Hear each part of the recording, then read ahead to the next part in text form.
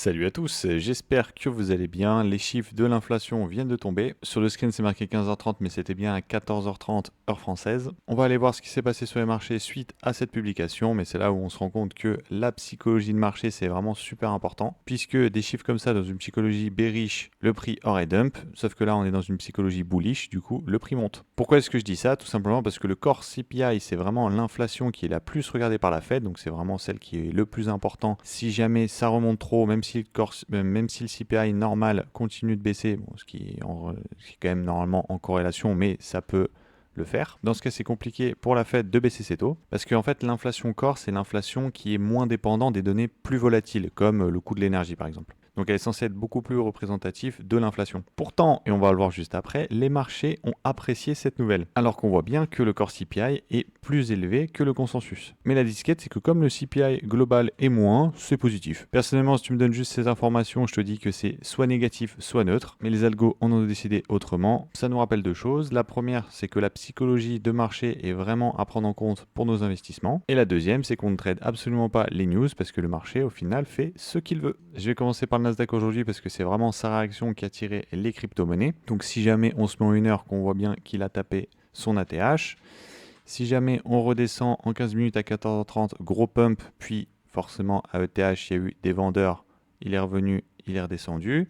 Ce qui s'est passé, c'est que à l'open, on est revenu hop dans ce mouvement initial. En plus, on a refermé tous ceux qui se sont mis en longue juste ici. Là, à 14h30, c'était la news. Du coup, tous ceux qui se sont mis en longue, hop, on vient les refermer, les sortir, pardon.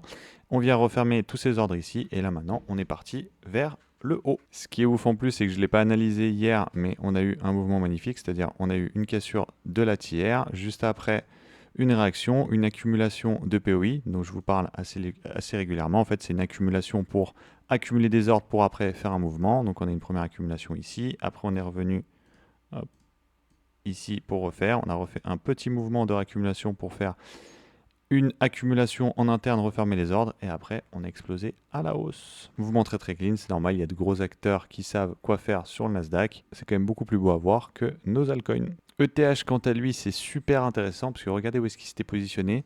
Il était venu casser sa tiers juste avant, et à 14h30 il s'était positionné dans un mouvement.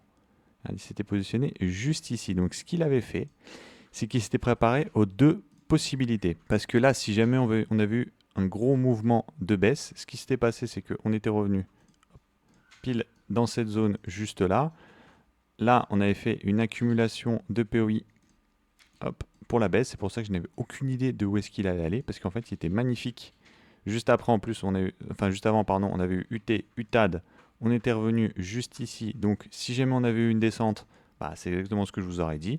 Et là, comme on a eu une montée, bah, qu'est-ce que je peux vous dire? Je peux vous dire que ça break la tiers, ça s'est retourné et c'est parti à la hausse, à l'annonce. Les deux scénarios, en fait, visuellement, auraient pu se passer. Donc, c'était impossible d'anticiper. En tout cas, si on dézoome, on va avoir du taf là, parce que là, il va y avoir quand même pas mal de zones à refermer. On peut voir que, hop, tac, la zone vraiment super importante dans laquelle elle arrive, c'est vraiment ici. Il y a moyen qu'on fasse exactement la même chose que sur cette grande résistance, même si j'y crois pas trop. Je pense qu'on va moins twerker et qu'en fait, on va juste à peine tac, arriver ici, faire peut-être une petite baisse, mais vraiment histoire de éclater et partir tout de suite à la hausse pour vraiment choquer tout le monde, que les personnes qui n'y pensent pas short comme des porcs, et surtout laisser tous les gens sur le côté dans le but de partir sans eux. BTC quant à lui un peu plus timide, mais bon c'est normal, actuellement ETH c'est la star. Et on est à la phase du cycle où on attend qu'une seule chose, c'est que les personnes prennent leur profit sur ETH pour les déverser sur les altcoins. Et je m'attendais honnêtement qu'avec le recul et que les personnes connaissent ce déversement de liquidité, qu'on ait en fait une explosion des altcoins encore plus vénère que sur ETH. Je m'attendais à ce que les personnes anticipent ce mouvement et que nos altcoins explosent en anticipation de ce déversement de liquidité. Parce que pour moi, ce déversement n'a aucun fondement, hein, c'est plus de la légende urbaine qu'autre chose. Ce que je veux dire, c'est que c'est prouvé par les datas, mais il n'y a aucune logique intrinsèque derrière. Donc sur ce point-là, je me suis trompé. Donc maintenant, qu'est-ce que j'attends? Moi, ça serait, je reviens sur ETH vite fait,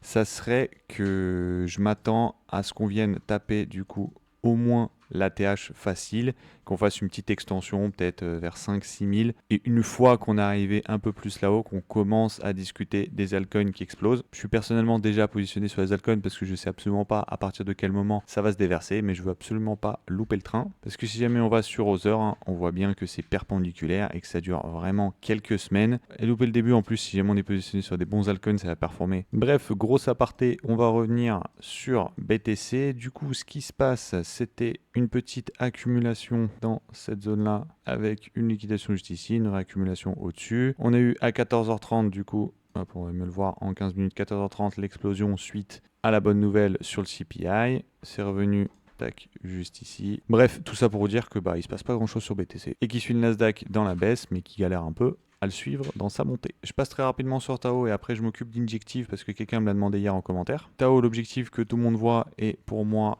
à juste titre, c'est vraiment les 500, c'est la liquidité à venir exploser pour aller au-dessus. Un tel niveau de liquidité, ça agit vraiment comme un super aimant, donc même si on doit aller vers de plus bas, pour moi, on est obligé d'aller chercher les 500. Graphiquement, hein, il est magnifique, il est revenu sur ce POI de tout ce mouvement-là, donc le POI initial de ce mouvement ici. On est revenu en interne, si jamais vous voyez bien, tac. Il y a une petite break-off structure, on revient dans l'order block et on repart. Là, cette grosse descente, on est revenu dans cette grosse zone. Hier, du coup, avec les USDC que j'avais pris de mon pendle, qui on voit, on va peut-être y repasser un petit peu, mais ne fait plus grand-chose, ce qui est logique par rapport à la montée. Donc j'avais pris des bénéfices sur des pendles, je suis passé en USDC et hier, quand j'ai vu qu'il y a eu un léger FUD sur Tao, enfin un léger FUD, je trouve qu'il a pris bien cher pour pas grand-chose. Je vais vous montrer la bougie. Hop, c'était, je crois, par là. Je suis passé en dessous. Hop, tac. Voilà. Hop, juste en dessous. Donc, ce qui s'est passé, c'est que j'ai fait un premier achat sous ce niveau. Et après, quand j'ai vu que ça revenait dans cette grosse zone et qu'on peut voir en interne que ça faisait une manipulation de Wyckoff, j'ai acheté hop, à ce niveau, juste ici.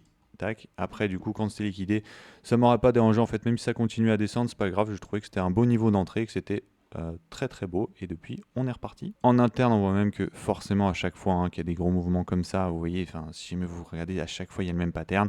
Quand il y a un gros mouvement comme ça, il y a une petite réaction, on vient refermer les ordres qui ont permis de faire cette descente et là on est reparti. Et si tout se passe bien, personnellement je trouve qu'on va aller plus haut. Si jamais de toute façon vous avez des altcoins de qualité, vous avez pu remarquer un truc, c'est que c'est à peu près le même pattern. Donc on a fait une petite distribution au-dessus, on est venu casser la tiers. On est revenu dans l'ordre en bloc en fait de continuation haussière qui est le premier. Donc je vais essayer de vous remontrer. Le hauser, il est vraiment très très beau. En fait, ce qui s'est passé, c'est qu'on est venu casser la tiers. Donc là, on a vu une petite réaction. Je crois que c'est passé d'ailleurs une petite réaction au-dessus de la tiers sur la plupart des altcoins.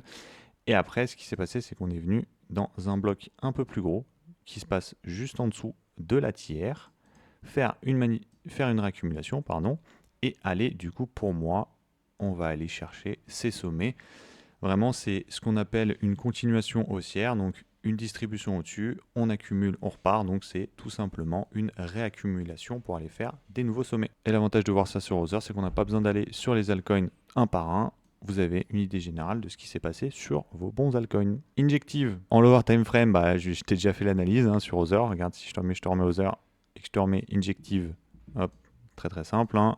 On est venu casser la tiers, on est venu réagir, hop les mèches, je vous en parle souvent, c'est super important, hop juste ici, ça vient d'un gros bloc qui est juste là, un peu plus gros, une réaccumulation, on repart, donc distribution au-dessus, une accumulation en interne, donc tout ça en fait c'est un mouvement global de réaccumulation, donc pour moi à court terme, hop, on va aller casser les 15$. Je prends un peu de recul sur Injective, je ne l'ai même pas regardé avant de faire la vidéo, donc c'est cool, je l'analyse en live, hop, donc l'étape après pour moi les 15$, la première étape qu'on pourra, c'est les 16,80, on pourra discuter ce qui se passe un peu au-dessus, il y aura sûrement une petite réaction par rapport à ce petit sommet, mais on va pas s'arrêter là.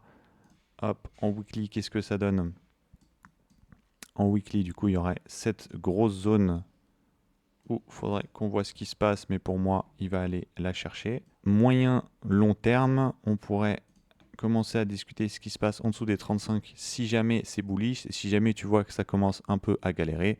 Alors dans ce cas, il faudrait vraiment que tu fasses gaffe au-dessus de ces 26,70. Pour moi, l'actif est quand même assez bullish. Je vous avais fait une vidéo spéciale sur Injective. En fait, je vous avais expliqué que pour moi, la tokenomics était terrifiante, mais que Ils avaient tellement donné d'altcoins à tout ce qui était influenceurs, youtubeurs, etc., que tout le monde en avait parlé. Tout le monde en fait, a reçu des tokens gratuits, donc ils ont intérêt à ce que le token monte. Et que je compte sur eux et leur force de frappe pour nous faire exploser l'injective si jamais on a un peu d'euphorie, hein, parce que du coup les personnes vont commencer à chercher sur YouTube quel altcoin acheter. Ils vont tomber sur des vidéos d'influenceurs qui disent qu'injective c'est magnifique et il faut que ça aille à 150 parce que c'est vraiment le prix qu'ils méritent. Les gens vont acheter, eux ils vont vendre. Ça sera à nous de faire pareil. Sur ce, je vous dis à demain pour mes analyses de coins. Du coup, je vais analyser comme chaque semaine 5 altcoins. Merci pour le temps que vous m'avez consacré. À la prochaine. Tchuss.